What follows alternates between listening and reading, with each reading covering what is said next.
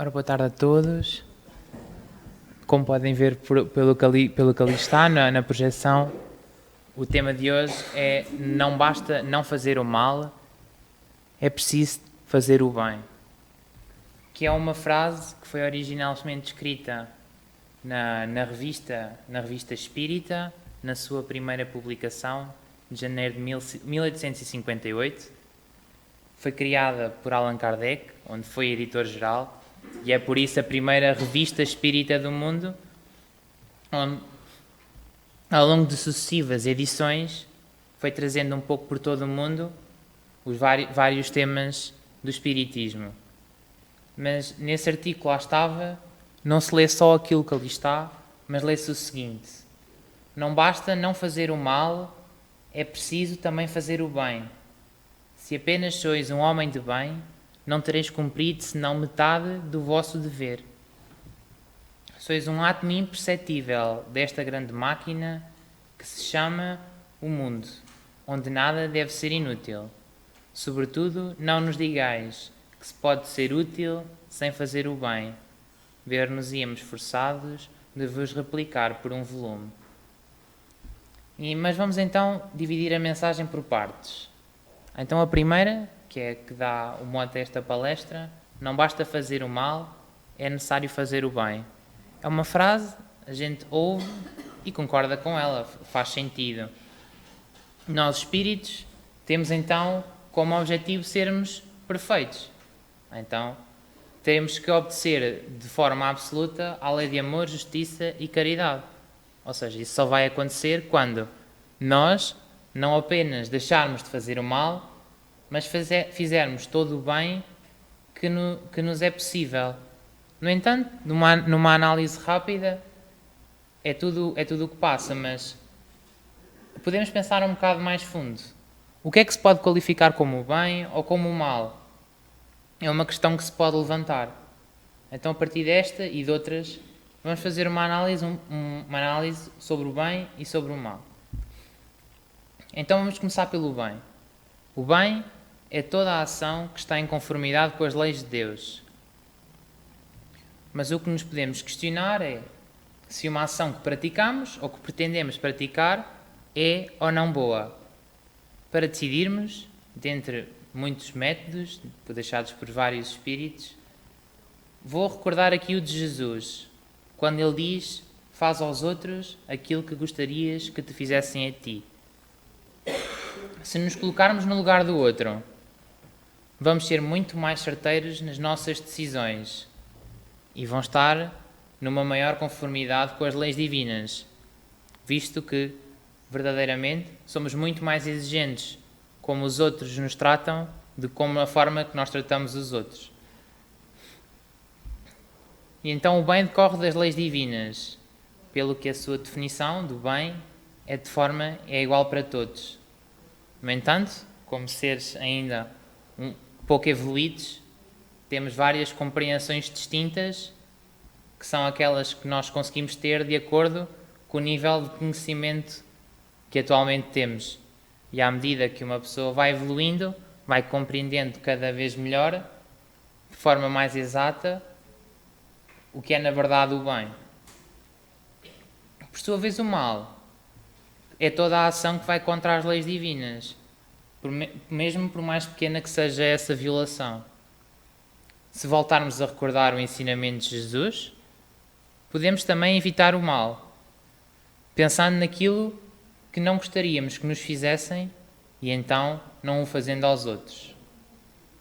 Voltando então aqui à frase em questão, quando nos encontramos numa posição em que podíamos fazer algo de positivo, mas acabamos por não fazer nada, na verdade estamos a ir contra a lei de amor, porque tínhamos uma oportunidade para ajudar o semelhante, mas não o fizemos, decidimos ignorar. Ou seja, no fundo, é a prática do mal, ou pelo menos permitir que essa situação continue. Allan Kardec, no Livro dos Espíritos, a questão 642, pergunta o seguinte: basta não fazer o mal para ser agradável a Deus e assegurar a sua posição futura? E os espíritos nos respondem: não. É preciso fazer o bem no limite das suas forças, pois cada um responderá por todo o mal ocorrido em consequência do bem que não tiver praticado. Dizem-nos os espíritos que o bem que não é praticado acarreta sofrimento desnecessário na vida do próximo, pelo que o facto de não praticarmos o bem, por si só, é a prática de um mal. Neste sentido, os espíritos nos alertam que devemos praticar todo o bem que nos for possível e não apenas evitar que pratiquemos um mal ativamente. No entanto, temos de reconhecer que quem já não pratica, ou quem resiste ao mal, ou ao desejo de fazer o mal, já tem algum mérito.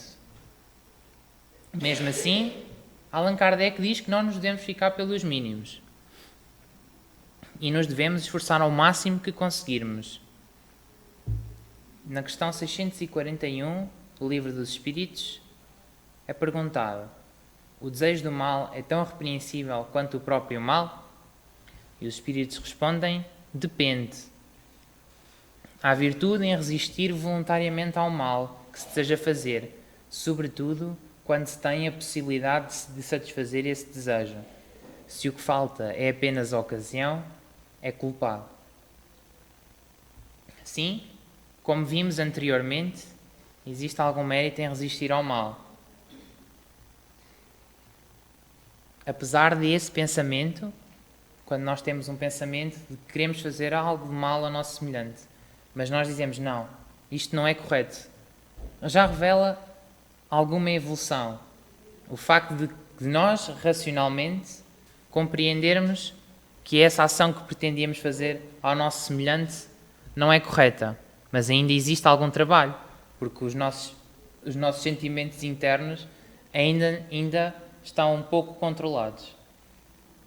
Compreendemos então que essa ação que pretendíamos fazer e que acabamos por não fazer nos traz apenas dor e sofrimento para o futuro, pois uma má ação apenas trará más consequências. Outra coisa que nos podemos questionar é se o bem e o mal são todos avaliados da mesma forma. E a resposta é não. Nem as ações boas, nem as más podem ser avaliadas todas da mesma forma. Em geral, podemos dizer que são avaliados com uma mistura de intenção de quem pratica e o resultado das suas ações. Para avaliar uma boa ação, para além da intenção e da ação, é também tomado em conta o quanto nós estamos a dar.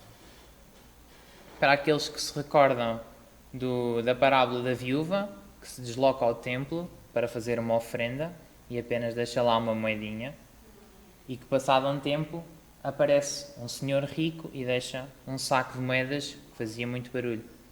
E na altura Jesus questiona os seus discípulos qual destes é que estará mais perto do céu.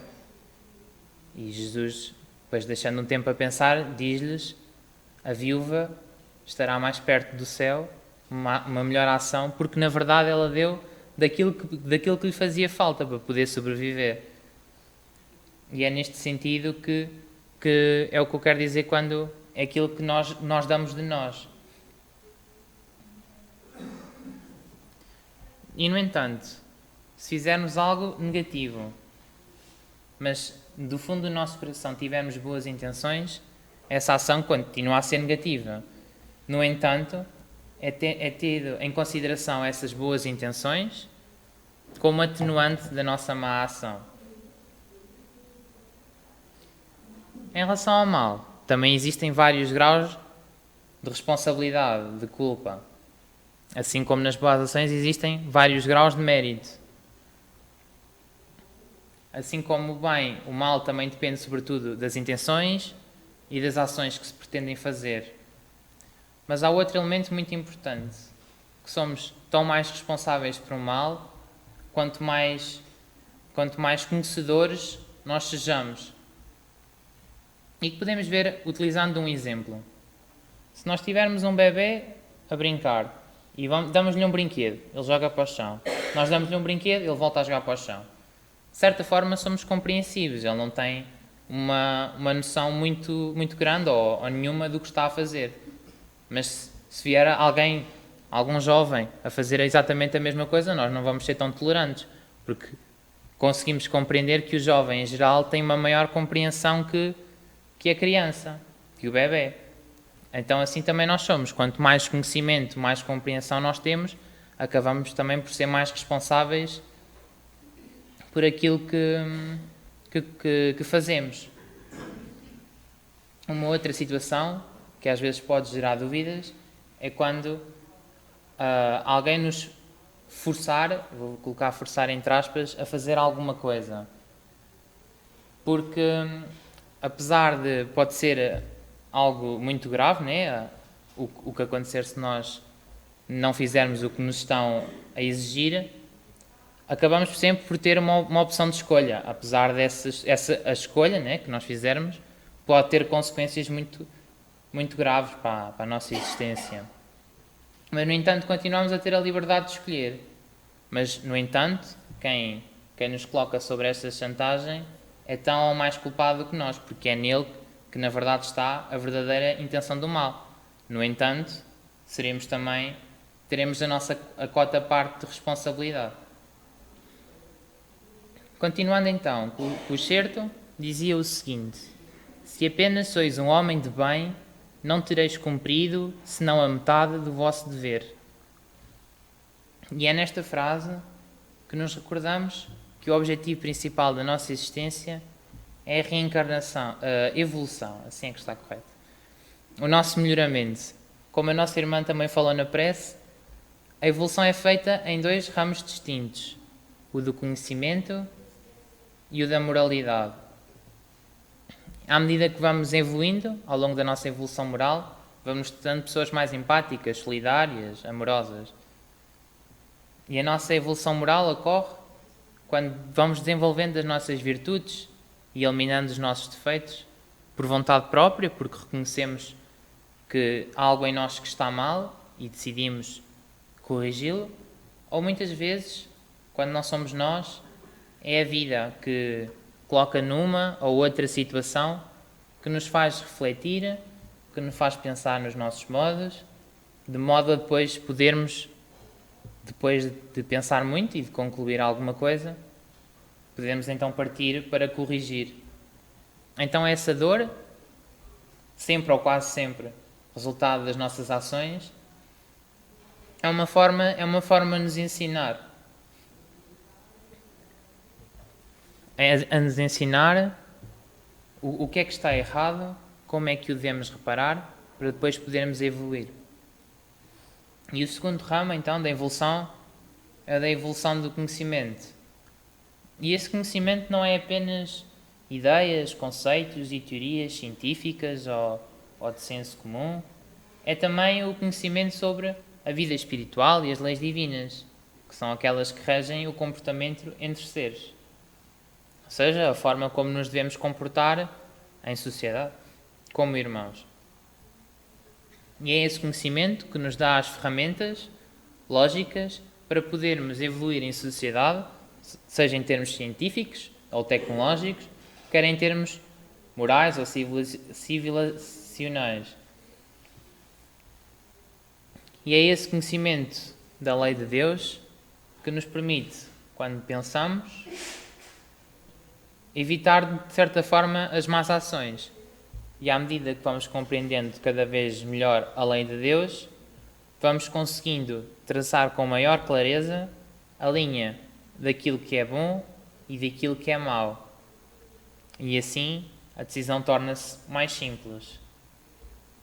E é esse conhecimento geral ou científico que nos permite elaborar formas e métodos de modo a podermos ajudar o nosso semelhante de forma mais rápida e eficaz. Estas duas vertentes da evolução foram resumidas numa frase dita pelo Espírito de Verdade, onde ele diz: Espíritas, amai-vos, eis o primeiro ensinamento. Instruí-vos, eis o segundo. Onde ambos os ramos devem ser trabalhados com igual prioridade.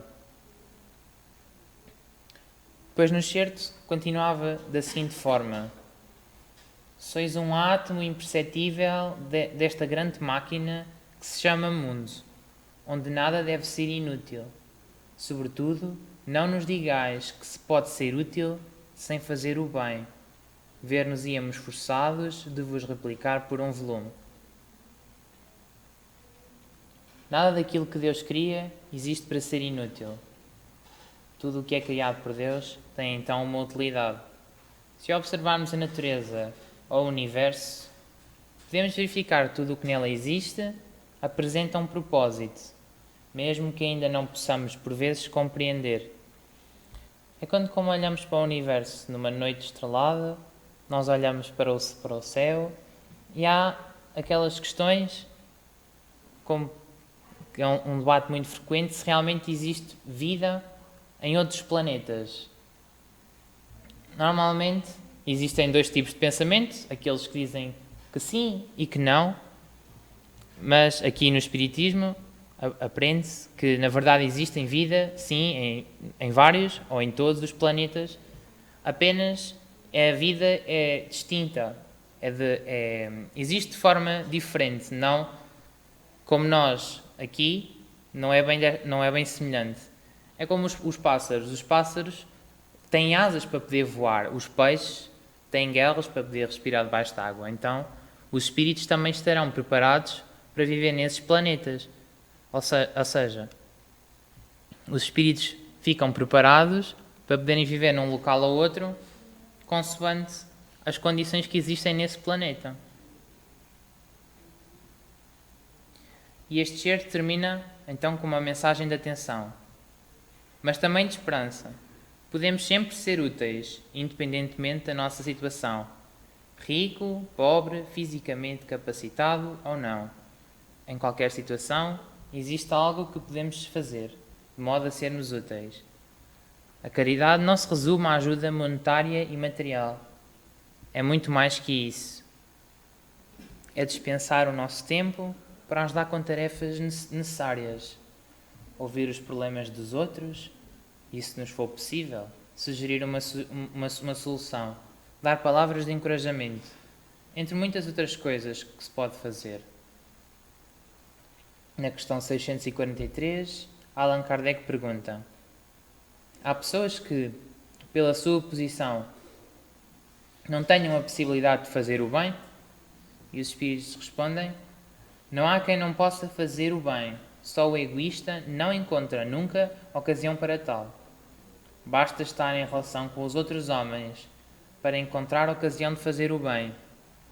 E todos os dias da vida oferecem a possibilidade a todo aquele que não esteja cego pelo egoísmo, porque fazer o bem não é apenas ser caridoso, é ser útil na medida do possível, todas as vezes que o vosso auxílio puder ser necessário. Os Espíritos nos relembram então que todos nós temos a possibilidade de ajudar o próximo, independentemente das condições em que nos encontramos. De tempos a tempos, vêm até nós espíritos que nos mostram que é possível praticar o bem, mesmo em condições que nos parecem impossíveis.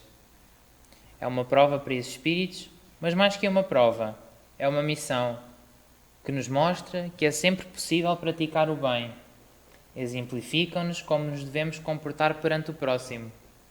Nos ensinam o verdadeiro amor e caridade, virtudes das quais ainda temos muito pouco.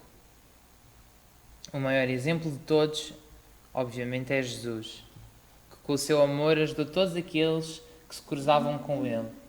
É o nosso maior guia, que veio ao nosso planeta para exemplificar a verdadeira expressão do amor em plena conformidade com as leis divinas. Outros exemplos são apenas exemplos, como Francisco de Assis ou Madre Teresa de Calcutá, mostram-nos que a prática do bem sempre se encontra ao nosso alcance. Existem outros espíritos que, apesar de apresentarem limitações físicas ou mentais, nos mostram que é possível viver a vida normalmente, sem grandes dificuldades, e que nós admiramos pela sua resiliência e determinação. E desta forma, recapitulando e também em jeito de conclusão, podemos dizer que o facto de praticarmos o mal já é um avanço pequenino, um avanço moral dos seres. Somos encorajados a nos esforçarmos na prática de todo o bem que nos for possível, na medida das nossas capacidades. Pois já diz o ditado: quem faz o que pode, a mais não é obrigado. Mas este sentimento não deve ser utilizado para poupar no trabalho, mas sim para não trabalharmos para lá do nosso limite. E nunca nos devemos esquecer que em cada um dos nossos dias nos são dadas oportunidades de, nas pequenas coisas, podermos trabalhar no bem, fazendo uso das nossas capacidades e qualidades, de modo a trabalharmos sobre os nossos defeitos, para podermos evoluir e contribuir para uma vida ligeiramente melhor em sociedade. Por este momento eu agradeço por estarem desse lado a me ouvir